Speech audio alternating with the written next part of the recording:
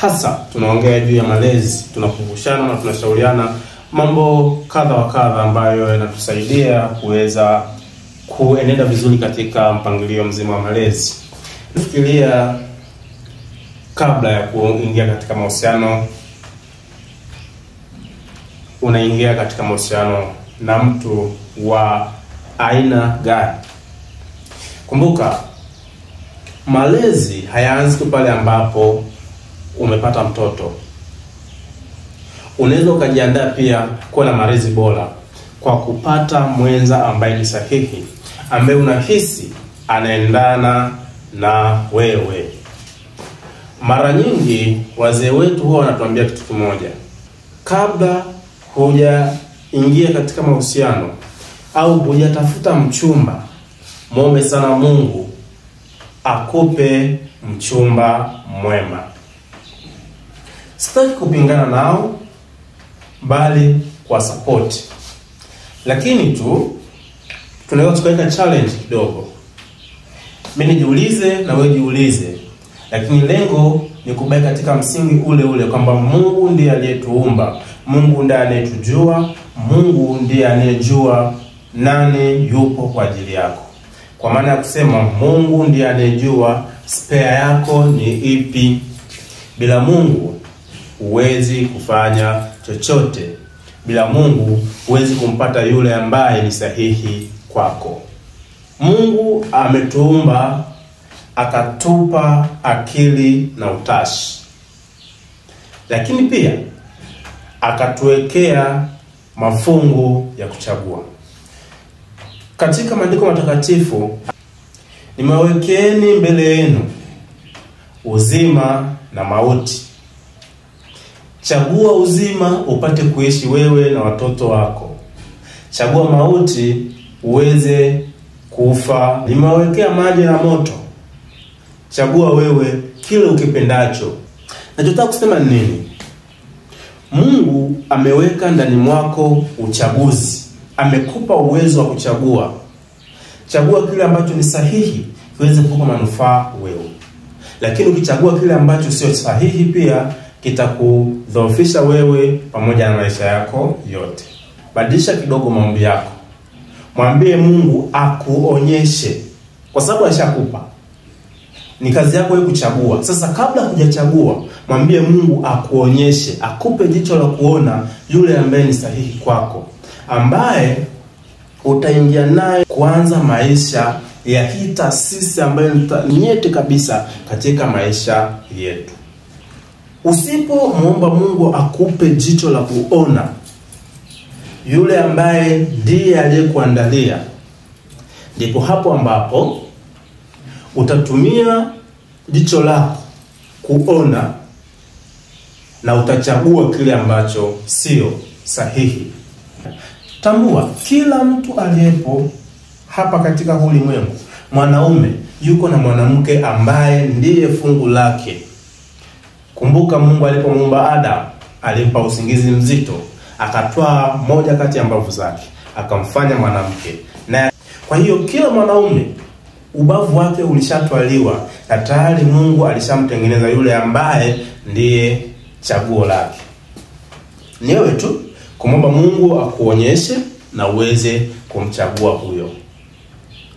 Kwa nini Mungu akuonyeshe?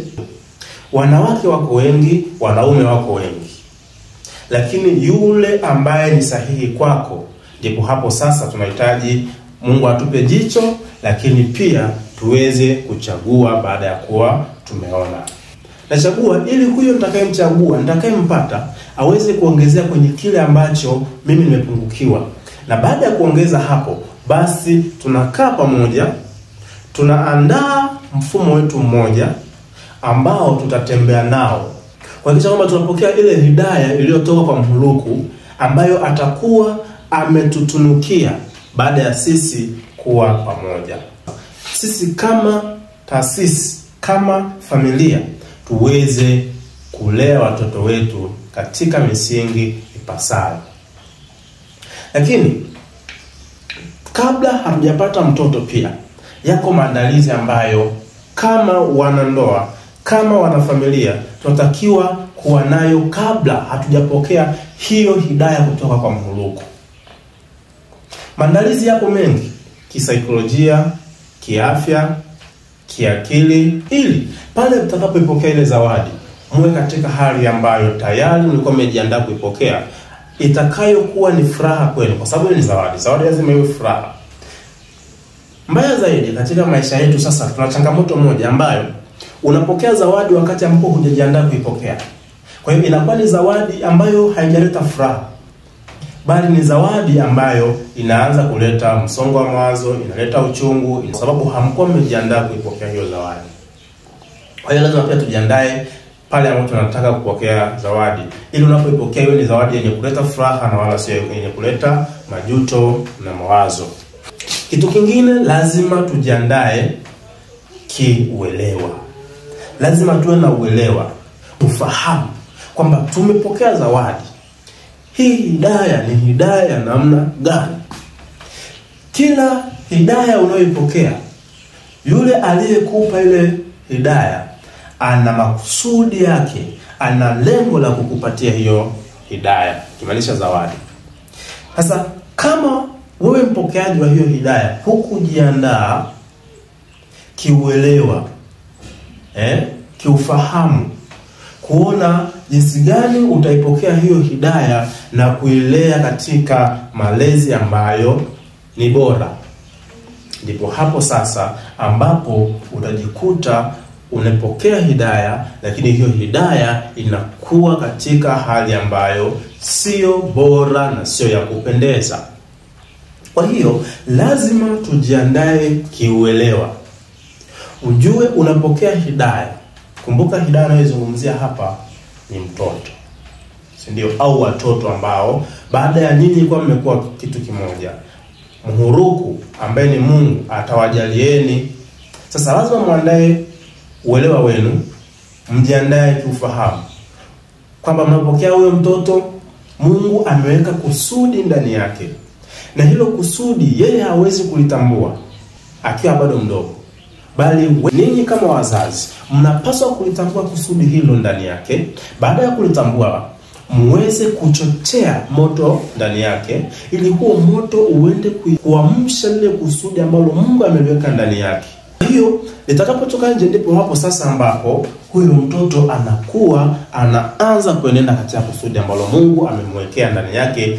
Sio jambo jepesi, sio jambo rahisi, ni jambo linalohitaji uelewa, ni jambo linalohitaji ufahamu wa hali ya juu kwako wewe mzazi na mlezi, na si mtu mwingine. Kwa hiyo tuna jukumu kubwa kama wazazi, kama walezi, kujiandaa katika hayo, ili pale tunapompokea mtoto tuwe tunajua kile ambacho tunaenda kukifanya. Wewe kama mzazi utakapokuwa umegundua hiyo zawadi au kipawa ambacho Mungu amewekea ndani yake, ni wewe kazi yako kukifanya nini? Kukiinua, kukichochea ili kiweze kuinuka.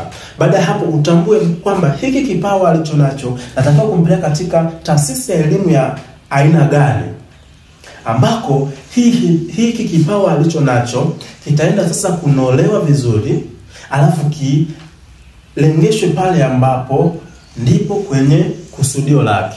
Usipolitambua hilo, utampeleka tu katika shule ovyo ovyo, badala ya kukua unaenda kuua kile kipawa kilicho ndani yake.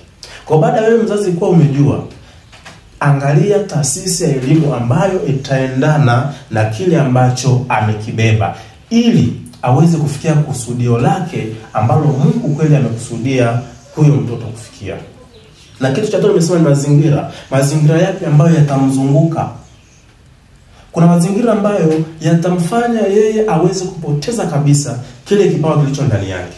Lakini kama mzazi utakapokuwa umegundua kipawa alichonacho, utajua ni shule gani umpeleke, na utajua ni mazingira gani umlelee au ni mazingira gani umweke, ili aweze kufikia kusudio alilonalo. Yaani mazingira ambayo yanaamsha, yanachochea hali iliyomo ndani yake, yanampa nguvu, yanamhamasisha kuweza kuendelea na sio kushuka chini na kupotea au kupoteza kipawa ambacho alichonacho. Watu wengi tumepoteza vipawa vyetu katika mazingira kama haya. Kama kuna kitu umejifunza, andika hapo kwenye comment, lakini onyesha upendo kwa kulike, share kwa yote yule ambaye unafikiria jambo hili nilizozungumza hapa naweza likamsaidia au naweza likamkumbusha kile ambacho alikuwa amesahau. Tutane katika video zingine.